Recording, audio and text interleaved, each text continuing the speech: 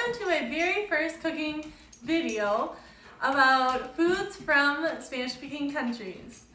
I gotta say, when I was a little kid, I used to pretend that I had my own cooking show, and today you guys are helping me make my dream come true from childhood. So, the first recipe that we're going to do, today's episode is going to be about making empanadas. And empanadas are a food that is from South America, specifically from the country of Argentina. The recipe that I'm using today will involve several different ingredients, including salt and pepper, olive oil, cumin, paprika, cayenne pepper, oregano, olives, onion. There's actually, the recipe that I'm using calls for a red pepper. I didn't have one, so I'm gonna use a carrot instead. We've got some plain white sugar, chicken broth, raisins, and ground beef. Also, the recipe calls for some type of pastry crust. I'm using these Pillsbury pie crusts, but you can use puff pastry dough that's store-bought, or you can make your own pastry dough if you want to get really fancy. One thing about empanadas is that they are kind of similar to sandwiches in the fact that you can fill them with any kind of filling. So if you're thinking, hey, I don't have these ingredients, you could always sub things out like I did.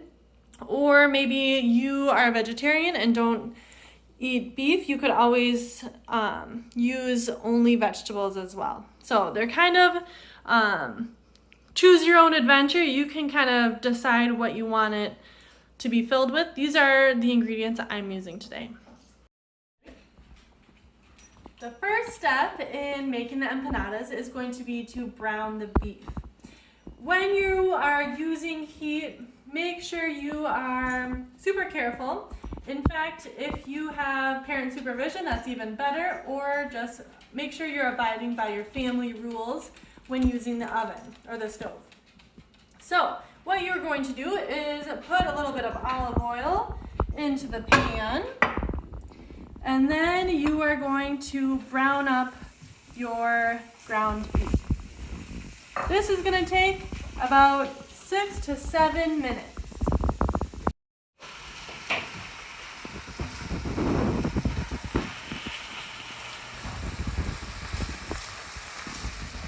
While you're browning it, you want to make sure that you are stirring to make sure it doesn't burn.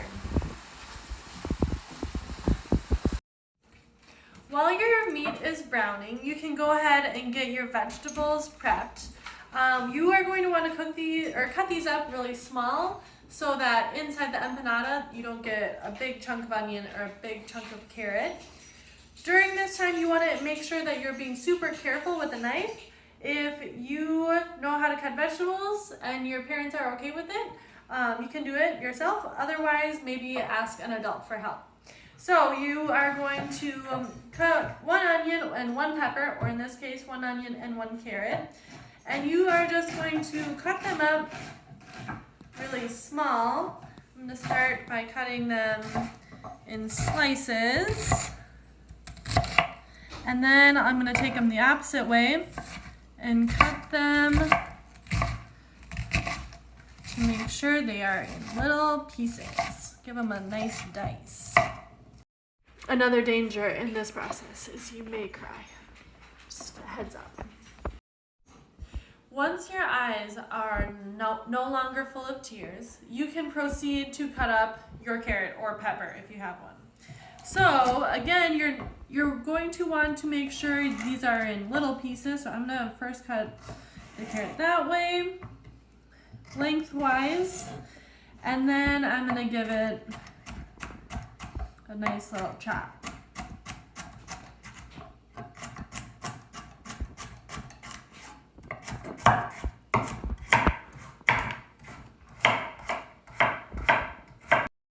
Next, what I'm going to do is I'm going to remove the ground beef that is mostly browned. You'll be able to see a little bit that it's not fully cooked. We are going to continue cooking this beef, so it's not fully cooked, and that's okay. So I'm just going to remove the beef. You can actually leave the grease or the fat that's left in the pan, and that will be used to help flavor the vegetables going in. Next, I'm going to turn my heat down to about medium. I'm going to add a little bit more olive oil, and then I'm going to start cooking my vegetables. So I'm just going to gently, carefully put these in the pan, and I'm going to saute them up for about 6 to 8 minutes.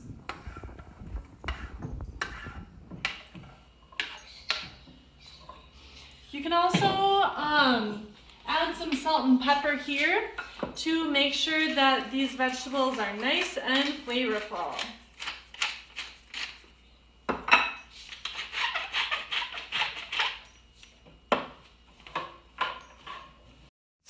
All right, after 6 to 8 minutes, your vegetables should start softening up a little bit. And then what we're going to do is get our spices in there toasting to make sure they, all of the vegetables and the meat will absorb the nice flavor. So I'm going to actually make a little spot for them on the pan. I'm going to put in the cumin, the paprika and cayenne pepper, and the oregano. So I'm going to get that going. This is going to toast for 1 minute before we add the other ingredients. All right, this should start smelling really good right about now. And I am going to be adding the other ingredients. So you are going to take your chicken stock and pour that in there. Take the beef that we cooked up earlier. You are going to add some sugar, and you are going to add some salt and pepper. So the recipe says to use quite a bit of salt, but I don't think it necessarily needs as much as it says. But you can go with what you think is right. After the beef cooks all the way, you can even taste it to make sure you like the way it tastes, and then add more salt or more pepper if you desire.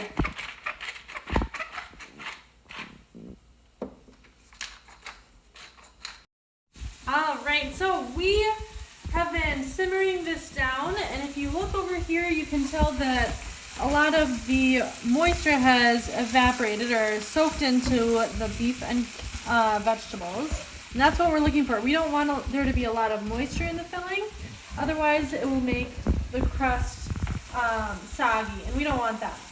So once it is looking good to go, again, you want to give it a taste and make sure that you like it. Maybe add some salt or pepper, or maybe one of the other spices you think it could use. And then you are going to turn off your heat and add the raisins. And these are going to soak up a little bit more of the moisture that remains in the pan, and kind of become juicy and delicious in the empanada. Once you have everything kind of stirred in, you are going to transfer this to a different bowl and put it in the refrigerator for a few hours to chill. All right, we have our filling, and it's nice and chilled. It also doesn't have a lot of excess moisture, which is perfect. So what we're going to do now is preheat the oven to 375, and we are going to start filling the dough with a filling. So I like to put a little bit of flour down just so it reduces the amount of sticking. I again am using pie crusts. There are special like puff pastry wrappers that are available at some places. I couldn't find any, so I'm gonna use pie crust, and it turns out really well. So I'm gonna unwrap this. This is made for pie. We're gonna make empanadas. You can either cut out a circle shape or find something around the house that you can use to cut out a circle. This is for actually juicing lemons or oranges, but I think it'll work. So I am going to cut out a piece of dough Mine isn't perfectly round because it's not a circular shape exactly. I'm gonna cut out a little piece of dough. I could leave it just like that, or I can even flatten it out a little bit more. And then I'm going to place a scoop of my filling in my dough. Next thing you're going to do is fold it and pinch together the sides. There's different ways that people pinch the sides together. You just want to make sure it's nice and sealed. So I'm going to start by just pinching them together. You can then kind of twist around the edges of the dough to make sure that in the oven, when it kind of raises up a little bit, that it doesn't come apart. So I'm gonna just crimp together these sides, and I'm going to place it on a baking sheet. I'm gonna keep going like that, moving like that, until all of my filling or dough is used up.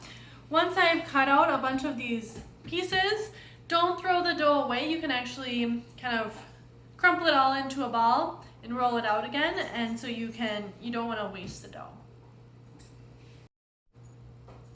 Another technique for closing up your empanada after you kind of pinch it together with your fingers is to use a fork and just push down and crimp the edges. And this will give it a different look, and it will make sure that the pie stays together.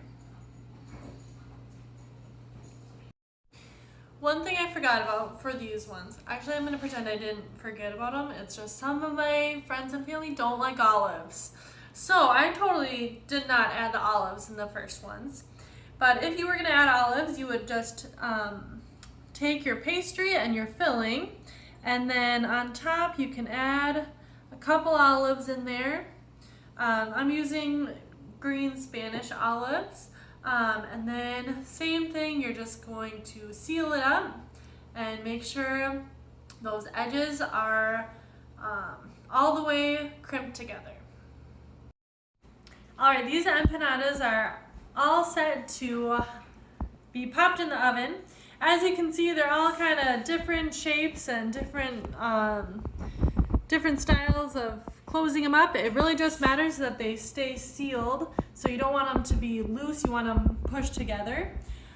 This would be a great way to include your family members. If you have siblings, have them come to the kitchen with you, and you can all be filling the empanadas. These are going to bake for 25-ish minutes, 25 to 35. You want the pie crust or the pastry to kind of get that golden brown. The filling is completely cooked, so really you're just wanting the dough to cook. You don't have to flip them or anything like that, but 25 to 35 minutes at 375 until golden brown.